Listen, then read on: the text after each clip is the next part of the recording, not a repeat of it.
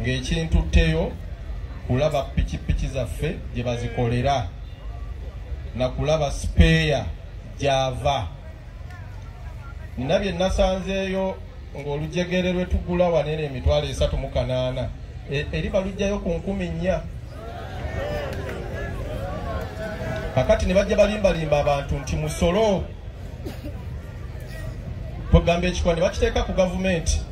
Kakati baganda bange mmwe abali wano nga muli mu boda mumanye ekiseera kituuse omulimu gwa boda tuguze mu ngalo zaffe.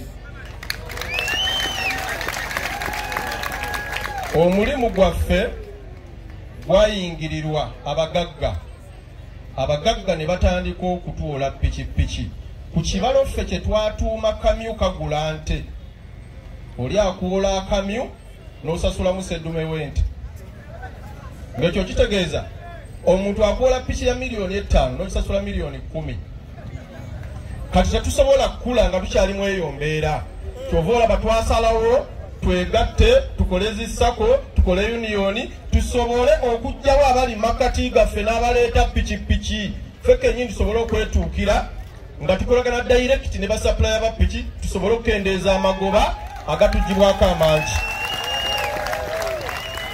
Era fana RDC tulina we tutuuse. Ate okusaba onnebaliza omukulembeze w'eggwanga. Enze ndi mukulembeze nkulembera abantu bonna. Naye nange nina gwe njagala ku mutima. W'amateeka ganzikiriza. Baffe mu kibuga baali batugoba. President yabadde last man standing always. President yabadde bagamba mugende mubeebuuzeeko ate olwo omukadde aba agaanye. Era tuli mu kibuga lwa musajja oyo. Njagala okutegeeza RDC n'ababoda abali wano. Ffe tulina ebigambo eby'oluzungu ebyali bitugoba mu kibuga nga gazetting stages. Ffe nga tumanyi olwoba otugoba. Eviction of border stages in the CBD. Nti ffe ab'e Kampala ffe tulina okufuna permit. Ffe tulina okufuna ebisaanyizo. Kuba emisomo tugenda baletera emisomo egy'obwereere egy'ebyoku kkubo. Mbasaba nammwe eno ekirungi ndabeewo abapoliisi waneeno. Nammwe eno mudduke muyingire mu sako. Mu sako mwe tugenda kuleetamu product ya loan nga ya pamiti.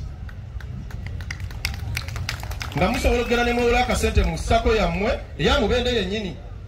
Akasente kabakati pamiti emyaka 3 osobola okukozesa $25,000. Teri sako etasobola kuwola wa boda sente ezo. Kati affe tugenda kuleeta ka capital okuva mu union nga tukateeka mu zisako nga papasire kagenda kukola mulimu ogwo. Kuba abasinga ababodaboda ku kkubo tetumanyi kyakola. Kampala abamanyi Lugogo bypass tuno one way. Waliwo wa boda yavuga one way ab'emmotoka ne bamuwa amataala. Bwe yakomawo ku stage yatugamba walabika wali ab'ennakaseke bannange. Ye yalowooza abadde bamuwa amataala bamumanyi. Neerabira nti baadde bamugamba oli mu opposite direction ogenda fa. Omulala namusanga yambadde element mu mukono ng'avuga piki ajambadde mu mukono. Namugamba baba ojja fa. Nagamba chairman ogwo mwaka gujjanze buli mwaka afuna accident emu ey'omwaka guno nagifuna dda. Kati arrogance njagala tugikomye nga naffe ate abakulembeze tubayambako okufuna ebisaanyizo. Kuba ffe tubaagala muli balamu. Ekisembayo abakulu abo be baboosi bo. Mazima ekyo bw'onooba okiteeka mu bwongo obwo ogenda bakulembera obafiireko. Ate tebakulimba mbu olina kubafaanana, balina kuba nga bakwegomba. Tebakulimba nti olina kubafaanana, balina okuba nga bakwegomba. Naye ne balimba saba ono ye mukulembeze wammwe. Oba mumpi nga gw'oli muwanvu, oba mwavu nga gw'oli mugagga, Katonda gwe yawanzeeko eddusu okubakulembera mpaka mu mateeka gammwe nga ekiseera kituuse. Temumulwanyisa, mumuwa obudde obukola obubaweereza, naffe tugenda kumuyambako. Nze chairman ndowooza kati okimanyi buli kenfuna mubende yensooka. Kuba njagala nnyo abantu awali abantu abakozi. Era sigenda kulekera awo.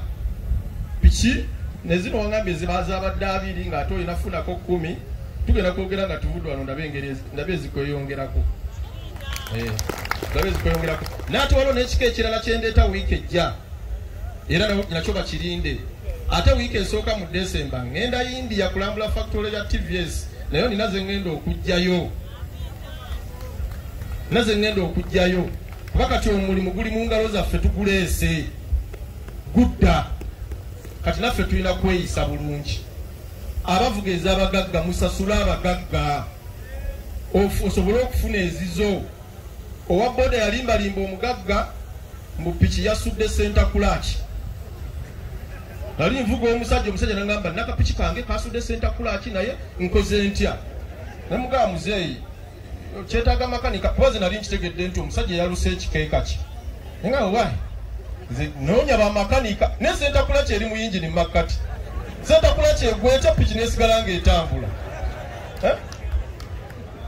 kakati ebyo ebintu by'obulimba ekirungi ffe basobola bitulimba ffe tuli bannammwe musasule mubeere bamazima kati kyensembayo oyinza okuba tosabamu ababodaboda munyambe tuzze jjajja entebe mu ntebe mbasaba munyambe tulonde jjajja tulonde zindaalo kale webaleguzaako jankuwe sente mbasaba munondere pulezidenti oli Kaguta Museveni mumupeera akalulu nze mbabuulira ekintu kimu ffe mu covid twakola tetwawummulako mpaka covid bwe yaggwa abalala tebaakola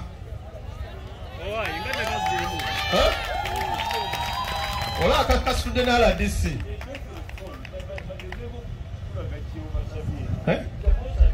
basebo ate mwagala nange enfukamira atali mukyala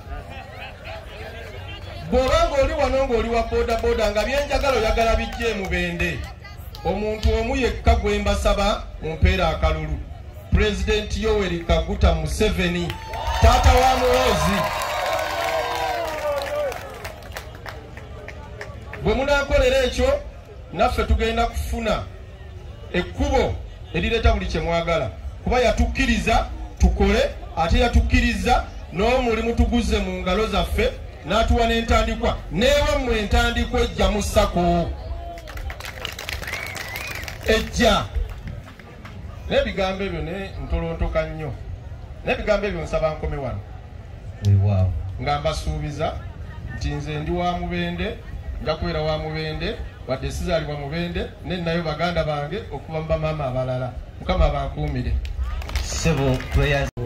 Muzukulu wa Samba Lubega bannamubende mwenna nsanyusa okuba n'olunaku olwaleero erinnya nze muzukulu wa Kayira omusajja omuzira mbogo omusajja omukongozi obukongozi gwe mulimu gwaffe ab'embogo ewa Ssaabasajja ndi musajja muvuzi wa bodaboda sivuga boda ebyo bintu biri bibiri era siteegi yange eri wandege ya Katale eyitibwa University Stage stage yokka mu Kampala gy'oyigirako oluzungu nga wajja tolumanyi kuba tuvuga abaana ba university wakiri oyigayo ebisookerwako city how much we go wanuke tuke bw'oba toyagala kuyiga ebyo ewaffe tokolerawo miliyoni 10 n'obukadde 2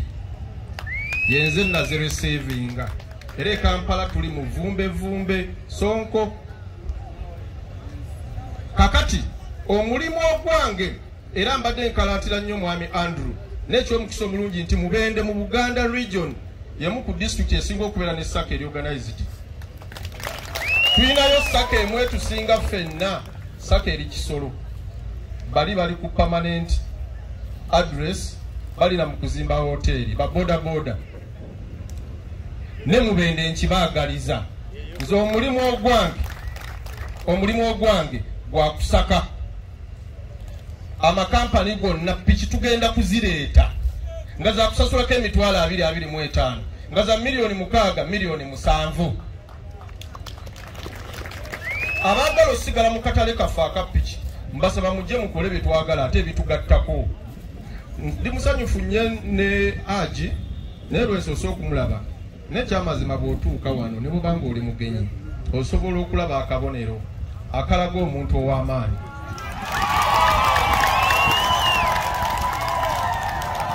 Kakati ffe nga bakulembeze twagala nnyo era twaniriza nnyo abantu abatugattako wadde nga bali mu byabufuzi.